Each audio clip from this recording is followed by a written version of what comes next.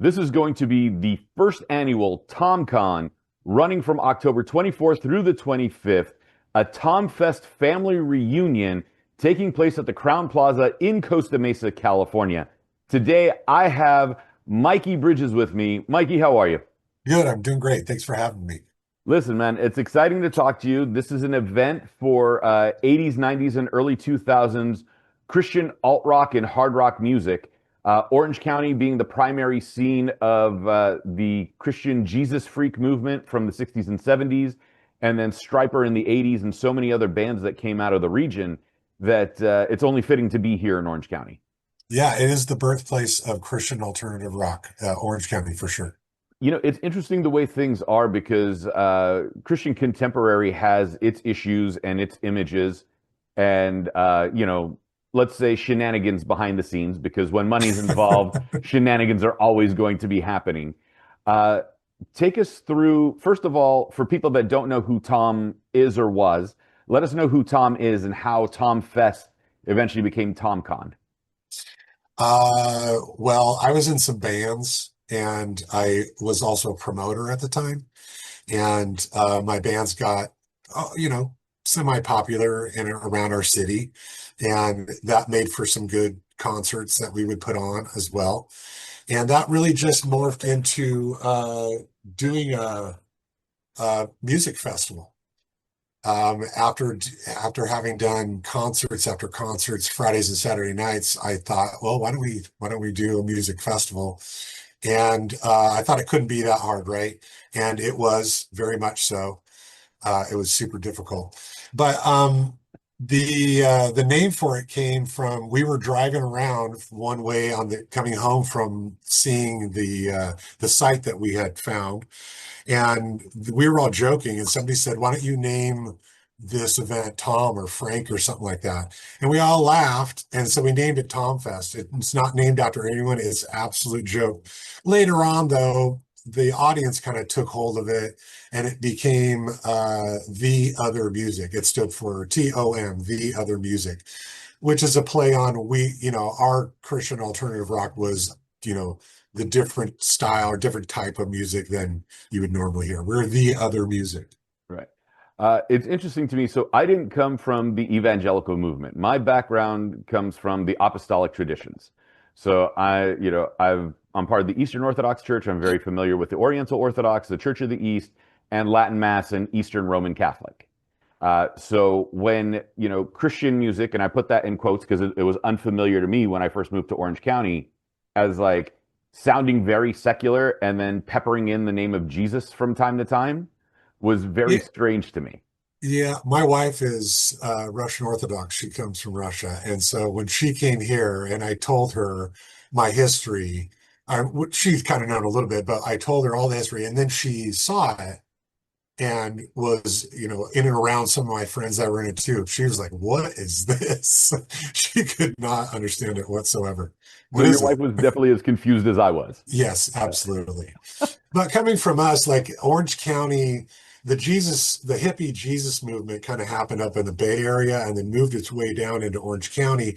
And the music started becoming more alternative. It wasn't straightforward rock. It wasn't even, Stryper or Petra, or it wasn't any of those things. It was this underground, interesting sound, dangerous and punk rock and weird and, just wonderful stuff. So a lot of people gravitated towards that, but Orange County for sure by far just exploded with all that in the 80s. And we're celebrating all that, right? The festival became a convention. Instead of doing a music festival, the convention is just a place for us fans of all those old bands to hang out with them and get an autograph and tell a story and listen to a story and literally rub shoulders in a room full of legendary musicians. It's going to be quite a good time. I saw Doug Van Pelt's name on there, and Doug, please forgive me. I did start laughing because I wasn't familiar with you, but as soon as I saw the name Van Pelt, I first went to Lucy and Linus Van Pelt from Peanuts, and I was like, if he doesn't bring a blanket, I'm going to be slightly disappointed. Yeah. But He's a great guy. He's been a literal legend in especially the metal end of Christian music, and had a magazine for decades, print magazine, online magazine, graphic designer guy, author, musician, was in a band and made records. So, guy's been around. He's definitely an icon. Yeah, there's one thing I do want to ask you regarding music wise. Yeah, Uh, Christian death metal. yeah, How does this fit into everything? I mean, because we have death metal and black metal and all the other sure. genres that are very satanic, and here we are taking those genres, and I understand the turning it on its head and making it Christian, but like to keep that genre and the same gravitas and growling and everything that goes along with it, but now using it as praise music was also very confusing. Yeah, I can see that from the outside. From the inside, I would say this, as a kid that I'm no longer a Christian, full transparency, but I grew up in an evangelical home. I throughout my entire career, my life, I was a professional Christian, a missionary. And when you're looking at it from the inside, I think for me as a musician, I was listening to stuff that was quote unquote secular or worldly, but there was nothing to compare it to that I could listen to and feel good about. Mhm. Like I didn't want to listen to that stuff because I felt like it was satanic or whatever, evil. So to have somebody sound like that and have that aggression, the stuff that I did like, and have those vocals and, kind of getting, I don't know, running your energy out, like, putting it out there, like getting it out of your system, yelling, screaming, why do we do sports? Mhm. Just getting it out. Like it was, we didn't have a way to do that. So to be able to hear a band that was like, oh my gosh, they're punk rock. We don't have Christian punk rock. But for them to adopt that Right. style and then sing lyrics that were, true to my heart and beyond, like that was just magic for me. So from the outside looking in, yeah, that's weird. That's just another jar of mayonnaise you stuck a different label on. That's really weird. But for us, I think we were looking for a way to be able to listen to what we wanted to, as well as not, you know, be evil. As It funny as that sounds. it almost felt like playing roulette where you're betting on red and black and hoping it doesn't pop up green. Yeah. Yeah. Yeah, it is a little bit confusing. I still kind of scratch my head, but it definitely, I mean, it's still a thing. Still a thing. In every genre, there isn't a genre of music you're not going to find a Christian doing that same thing. Right. Uh, you know, it does beg the question of someone that's left the faith, the desire to put on a convention that still involves the faith is Sure, unique. Do you sure, mind if we go into how you lost your faith or why you stepped away from it? And then sure. how do you reconcile that with having a wife who's Russian Orthodox and part of one of the earliest apostolic traditions? Um, my wife is Russian Orthodox by birth. You know what I mean? It's a cultural thing. Uh, uh, she does not, her mother is a church going Russian Orthodox lady for sure, like at church 6 days a week. And I mean, those are services where you're standing for 5 hours and like, wow.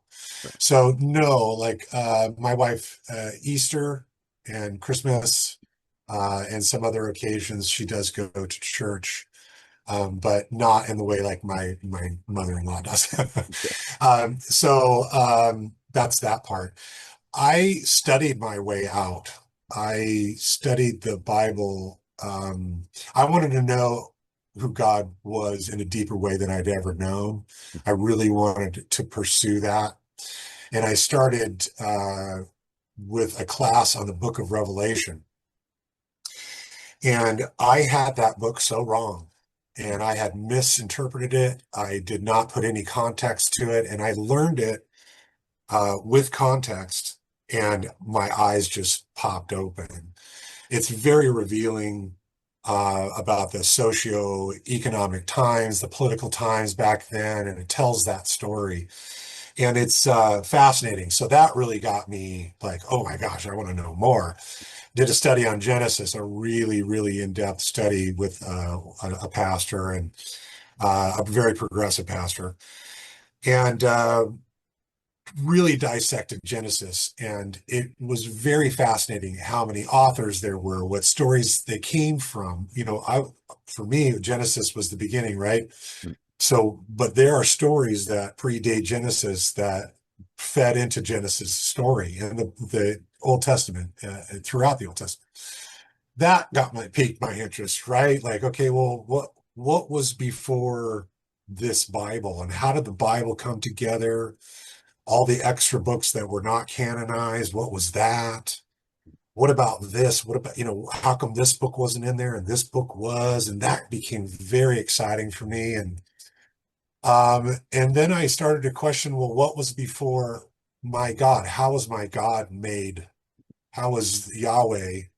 What did he come from? Like, what was there stories before that, that pointed to him or something?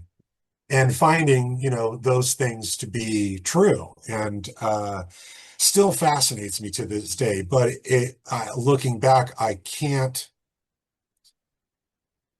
anymore say that I believe that this is like the word of God, untouched by man, breathed by God. It is inerrant. I couldn't do that anymore.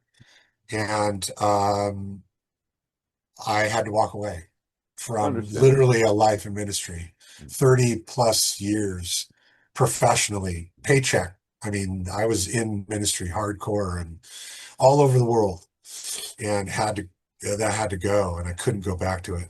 But it made me more fascinated with the Bible, and I got into that even more, and I found it releasing to go into it and get the answers to my questions. Does it push you towards agnosticism or atheism in that regard? Because there's two forms of agnosticism. There's agnosticism leading to atheism, and there's agnostics that lead to theists. And so, where is that balance for you? I don't know where I've landed, to be honest with you. This isn't very old for me. I'm freshly going through it, a couple of years, 3 years, 4 years. Um, and it's been kind of dare I say, journey, but I don't know. I'm still kind of free falling. I know that I love science because I was told not to kind of look at some things in science, evolution being one of them.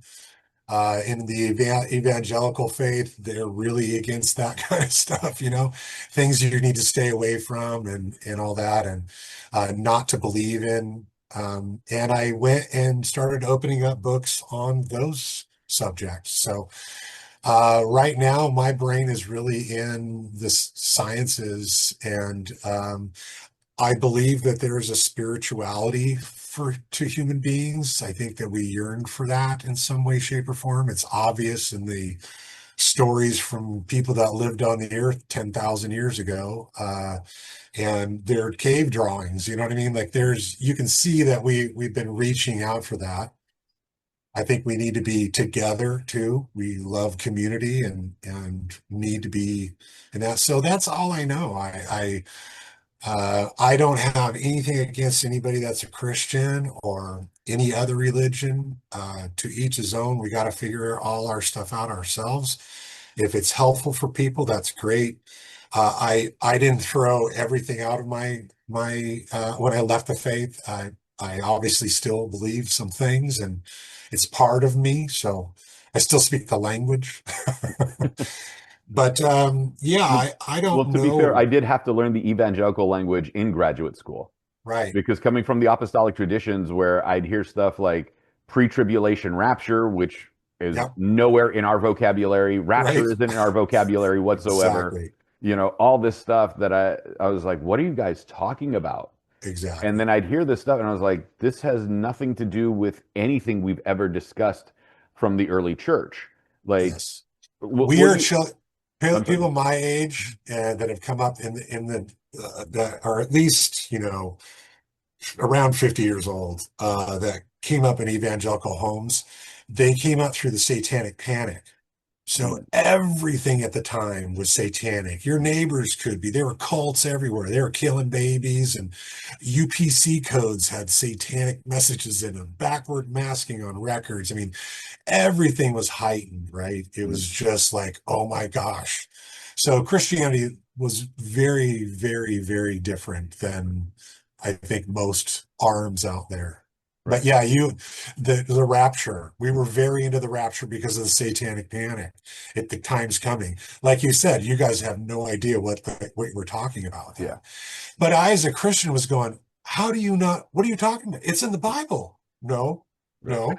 It's not. I It's was not like, in the wait. original translation. Sorry, I guys. was like, wait, it isn't? No, wait, that I've based my entire life on telling people that, accept Jesus because I don't want the rapture's coming, guys, like tomorrow. Right. And I don't want you to die. Genuinely, I don't want you to die. I love you. I know I don't know you, but I love you. And I don't want you burning in a lake of fire, which I also believe. You know what I mean? Well, Like none of that. us. We don't want anybody to go to hell. Let's be honest. Right. know? Right. Uh, no, but like the Rapture things threw me for a loop. And there was a video that just actually came out yesterday of an American Russian Orthodox priest who had converted from the Evangelical Movement to Orthodoxy, and this British evangelical woman was telling him he wasn't saved and was trying to argue with him. And he's like, "Look, let's just enjoy these couple of minutes that we're going to talk to each other because Yeah. you're going to go back to the UK, I'm going to go back to Texas." There's no reason for us to argue over this. This is our perspective. That's yours. Sure. And let's leave it at that. Great And attitude. yeah, and I remember the very first day of graduate school, and this is a personal anecdote, so I could share this with you. Um, the it was very first day of class, and our professor took us to dinner as just kind of all of the new grad students getting to know each other.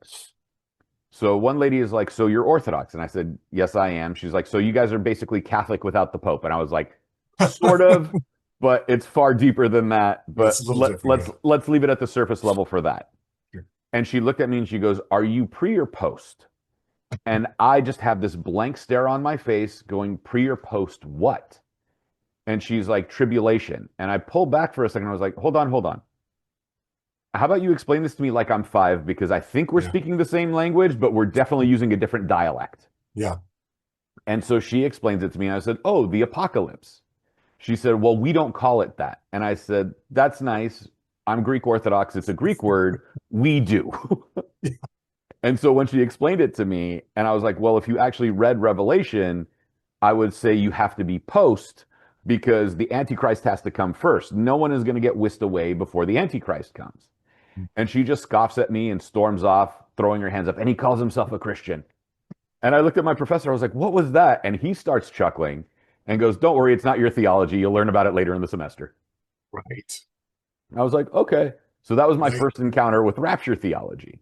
Yeah. And then got into it, and then finding out that the reason why 10 books of the Bible have been removed was because Martin Luther didn't like several of them to the point that he almost eliminated Timothy, Titus, and James. And then he took those 10 scriptures from the Old Testament, put them in the back, called them the Apocrypha or deuterocanonical texts. And then those eventually get cut off because it was cheaper to print the Bible without them. I was like, it It's was a lot. essentially right. It was essentially a cost cutting thing, which blew my mind because it Oh, tells you right there in the Bible you're not allowed to add or remove from it. right. And here you guys took 10 books out, and I was like, that's not how this works. So, Right. like, coming from those apostolic traditions, it confused me as to how this was viewed as Christianity when it's abridged Christianity. And I'm not knocking anybody that doesn't know, and I'm not obviously not telling them to go to hell, and I'm definitely Yeah. not telling you you're going to hell because you Yeah. left the faith. But I understand from you coming from where you were and going, wait a minute, there were these 7 to 10 books, depending if you're using the Greek or Latin translation, that were removed. And there were these aspects that were rearranged. And now when you translate this, where the original text says, baptism is salvific and now it's symbolic, like, how does this all come about? So I understand your perspective All and I of that. understand why you ran. everything coming out of your mouth is so fat, like yes and yes and yet, like all of that is a rabbit trail, and I love going down each and every one of those to get those answers. Because when I look at it, many people have said, "Well, you were never really a Christian, anyways." And now as I'm thinking about it, I'm like, as I'm looking at the origins of this book that we call the Bible, at least the American one. Mhm. I don't think a lot of people that call themselves Christians even know what that even means, Right. or what the Bible really is, or where it comes from, or who wrote what. I certainly, in all of my years, I just kind of listened to the pastor, and I did the sheets, and I went to Bible study, and I went to men's group, and I, did my private Bible study with my guys and all that stuff. And we got pretty deep in lessons and stuff, but never, you know, took a few steps back and even said, "Hey, what about Africa's Bible? Mhm. Their Orthodox Bible, because that thing's huge. Like, what's that all about?" So there are 83 books in the Yeah, Ethiopian Bible. And the reason yeah. being is because they didn't show up to the Council of Nicaea. They didn't have Yes. representatives. So the reason why certain New Testament books, and I'll put New Testament books in quotes only because these are the ones that are excluded. And people are Mhm. like, oh, it's Da Vinci Code and it's all this other stuff. And I was like, no, it's very simple and it's completely unsexy. And I use the word sexy in this regard, not for to be blasphemous, but in the Yeah, romanticized, ooh, yeah. conspiracy is that, oh, they weren't in first century Greek, so we have no record of it in first century Greek, so it's out. And that's Wow. and that's really the only reason why those books are not in there. Like if the epistle, or I'm sorry, if the Gospel of Thomas had a record of first century Greek, it'd be in the Bible. But Yeah. because they have it in only in third century Coptic, not in the Bible. Wow. And that's the only reason why it's not in there is because we have no record of it from the first century. Fascinating. Yeah. I And just love stuff like that. Love it now. I wish I got into it back then. I really wish I would have studied like this, but I didn't. and I can't fault anybody in the evangelical movement for having an abridged Bible and not knowing this because church history is not taught in the evangelical movement. No. So it's not anybody's fault. If you want to seek, there are books out there. If you don't. But But be happy where you are. I kind of like, well, I've had a lot of pastors in my life, right? I've been very close to a lot of pastors in my life. And I know that those pastors went through schooling, and they, got their MDivs and all that stuff. And then they had spoken to me about the things that they had learned. I learned this afterwards, that going through school, you're learning these discrepancies, you're learning these things, but I never found them to be taught in church. And when I first went through the first deep study in Revelation, that really opened my eyes because of things like you said, rapture and all that stuff. My pastor had to teach it outside of his church in another building, Mm. because if he would have taught it in his church, there'd be people that would have left it. And so he needed, we couldn't afford that.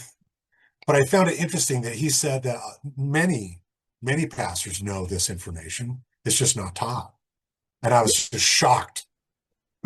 See, I didn't know that many pastors knew that information. That's surprising to me. You get it in seminary. They're Wow. taught the Okay. discrepancies and the Apocrypha and everything. I started even reading a little bit of that, going, "Oh my God, why can't this be in there?" Mhm. Yeah, and Genesis speaks to the book of Enoch so many times, back and forth so many times. It's like, why isn't this part of this? And we should read it because it's, crazy, right. fascinating. You know, Enoch would be the book I would consider apocryphal or Yeah, deuterocanonical, whereas the books that were actually removed from the Protestant Bible that are part of the Orthodox and Catholic Bible are canonical. got it. And so it's just interesting in how it goes, but there are references to it. Christ does quote from it. Um, and this going into the TomCon, you having fallen away and still in your free fall, yet there's still something that speaks to being connected to this faith that you've pulled away from because you're still putting on a convention for the faithful. So that still has a tie-in there in a sense. Yeah, just by label, I think. I mean, I spent my formative years being in bands and Christian bands and doing Christian shows and concerts and music festivals. And I can't just, throw that all out. And speaking to a lot of my friends from that scene back then, the 80s, 90s, and 2000s, many have left the faith. Some are really far-reaching right, some are far-reaching left, some are Eastern Orthodox, some have become priests. The I band probably know a few Luxury, of them. the band Luxury, they've all become priests. And, I mean, we are all from all over the spectrum. And it's been many years since I did the festival, and I always wanted to do one last like high school reunion type thing where we get everybody together and it's laughs and there's no music really because that just adds to, production and it's difficult and that. I'd rather sit down and really watch a podcast happening in front of me with some of my musical heroes. And just because I'm not a Christian anymore doesn't make some of these guys not my musical heroes. It's the soundtrack to my life. It's what I grew up listening to. I love them. I will always love them. And so this event was just a celebration of old times, old stories, old tours. Back then, as bands, we were more of a brotherhood than we were, um, you know, professional, I guess you could say. Um, Things changed in the 2000s with the advent of the agent for the bands. So before the agent for the bands, we used to just be able to call each other. Hey, band member, I'm going to do a music festival. I got $500. Will you come play? Yep, I will. Okay, cool. Bye. And then we were done. Then agents became involved and managers, and that you couldn't do that anymore. Right. And before all that happened, was TomFest. And so TomFest was built on the brotherhood of everybody, all the bands were involved in making it happen. And we all did it together and we all had a great time together. And there was no backstage, there's no VIP, there was no green rooms or anything like that. We all just hung out together. And so that's what this event is. It's not really religious. It's not, we're not there. There's no agenda to it except for talking about old stories and the music and getting a signature from your musical hero. So So it's almost an autograph convention or like a Comic-Con type setup. it is absolutely a 100% a Comic-Con setup. So then this also begs the question for the people that have fallen away from the faith, like yourself, Mhm. that have the chance to come reconnect with musical inspiration. We'll put it that way. Sure. What, why should they come if they're hesitant thinking that this is, straightforward ministry convention versus a fan signing convention and interacting with people that they grew up listening to and admiring? It's the brand, I think. People know as an evangelical Christian, I was a pretty rebellious one. I didn't mind the tattoos and the smoking and the cussing and the drinking and the things that I saw people were doing but hiding. And the music was tougher and a little screamy. And the music festival was, you could, there was a mosh pit, you could stage dive. We had tattoos on site. You could actually get a tattoo, which a lot of churches would not even show up because of that. So we were real fringy, very much speaking to people that would think that Christians were lame or, they're going to get, accosted by a bunch of evangelicals when they came through the gates. So we were much different than that. Uh, our approach was, my approach was. So I'm known for that already. So the people that know that branding know that it's not going to be like a Christian music conference. People that don't know, you can't tie those two things together. And it's unfortunate that we have such a polarized cultural atmosphere, religious atmosphere, and political atmosphere right now, because I know that that's keeping people away from coming to it. So it is meant to be a lighthearted, no agenda event that's just a great place to listen to fun stories from back in the day. Bunch of old farts that used to play music, getting together one last time, you know. That still all think we're 15. Right. But I will add this. I will add this. There's going to be some very extra special moments with live music as well. It's not just all interviews, but the live music is very extra special. Well, I'm looking forward to it. I know it's October 24th and 25th. It's going to be in Costa Mesa. With we've mentioned, what those that have fallen away could expect and why they should come. What about the faithful and why they should come, even though this is more a middle of the road, let's say, balance between secular and, talking about faith. So we'll ride the line of secular and faithful in this regard. Anybody that grew up as a Christian, they have one of these bands has crossed their ears at some point, and a member from one of those bands will be at TomCon. And the difference again with TomCon than other conventions is these members will be walking around talking with you after they're done with their panel or before it. You'll be able to take a picture with them, get a signature. It's a meet and greet, right? So people that grew up in faith, no, don't expect there to be a worship set, or we're not going to be reading out of the Bible or anything. But we were all Christians at that time, so it's obviously going to come up, and we're obviously going to talk a little bit about it. But it's not meant for any agenda. Like I said, there won't be anything religious about it. The people that will come will really enjoy those stories because, again, they've crossed these bands for sure. And people that are going to be there from from Roster Music Club podcast, Joey's Venson, Eddie Harbor is part of the TomCon staff. He's going to be there. Jeremy Allen Gould from the Rumors Are True podcast. So you have quite a few people coming in. Lenore Ortega Till from Five Iron Frenzy and The Fast Feeling. So you got quite a few people that are going to be there that are recognizable in this circle. Yeah, those are just our moderators. And then the panelists, there's lists of the panelists online. You can go to tomconvention.com and everything's there. But and you can also click on any picture and ask that panelist a question, even if you're not going, which is kind of fun. But yeah, there's every panel is full of legendary musicians from the 3 decades, Christian alternative rockers for sure. As things continue to progress, and I know that you're saying this is kind of like the last hurrah, this is the final high school reunion. What if this does hit as big as, as you didn't expect? Will there be a round 2? I don't know. It's particularly difficult, like I said, because of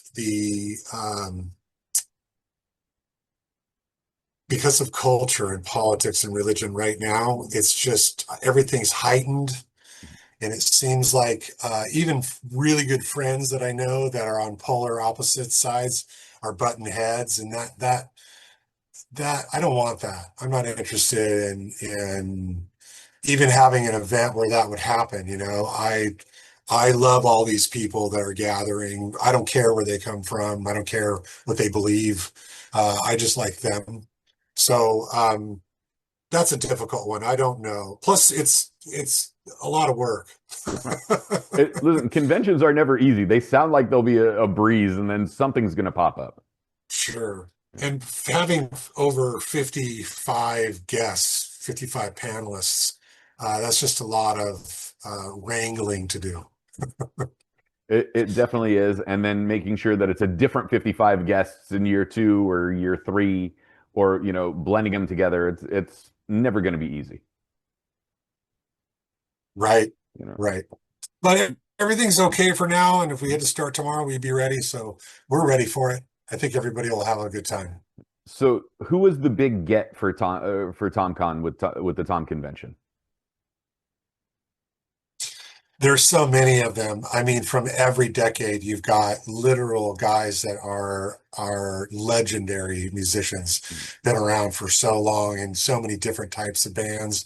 I mean, the list is extensive, and there really isn't. There, I just gathered as many as I could, but all of them are have quite the lineage. So it's exciting. I'm excited for you in putting this on because this came across my Instagram. I was like, oh, this would be a fun one to talk to. And I know you were a bit hesitant and apprehensive at first, and I was like, no, we're gonna have a conversation. It sounds like a fun convention, and you were more than willing and gracious to do this with me. So I really appreciate it, Mikey. Um, Thank you. Saturday and Sunday, 24th, 25th, just before Halloween, everything's Yep. coming together. Are there still room rates for people if they're coming out of town, if they're trying to look for a hotel room, or is this primarily presumed to be a localized con because everybody pretty much grew up here? There's both. There's people coming in, lots of people flying in too. The event is from 11 a.m. to 11 p.m. every day, every Friday and Saturday, October 24th, 25th. At 9:30 p.m. is when live music starts. There are hotel rooms available. They are 149 for the TomCon rate. And there's a pool, restaurant, bar on site. Kids are free. Parking is free. And there's lots of food and stuff to do within walking distance right there. Orange County, everything's right there. So we're right by the airport. It'll be a good time for everybody, but look forward to it for sure. And you definitely sold me on free parking because that's the one thing that Yeah, that drives me crazy is valet parking and paying for parking. right. I Valet need to drives me make a nuts because I post hate about giving up that. my keys. Yes. I need to write that down. I need to post about free parking for sure. Yeah. Yeah. But yeah, We're coming to the event.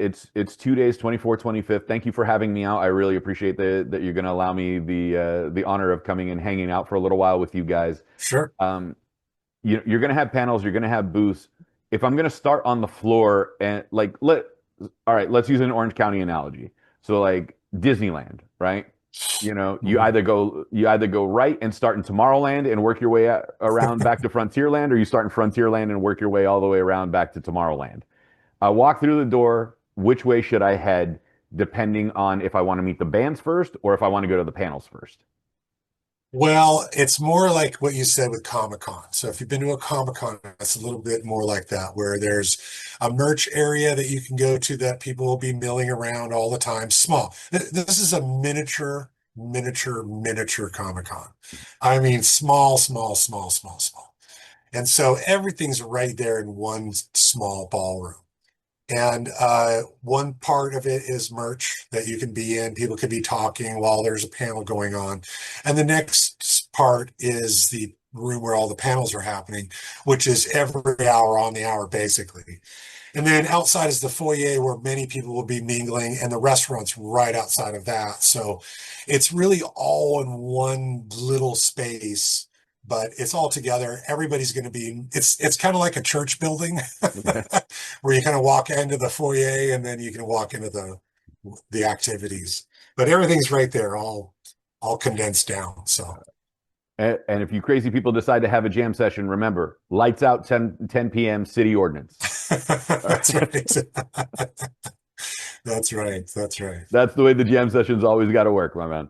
Yeah, Yeah. man. That's right. Mikey, where can we find you on social media and the convention? I know it's tomconvention.com that people will be able to pick up tickets, see who the panelists are. We're only a couple of days out, but social media people love to check out stuff on Instagram and Twitter or X or Blue Sky or whatever, TikTok and all the other Sure. stuff. Yeah, tomconvention.com. Everywhere else on social media, TomCon.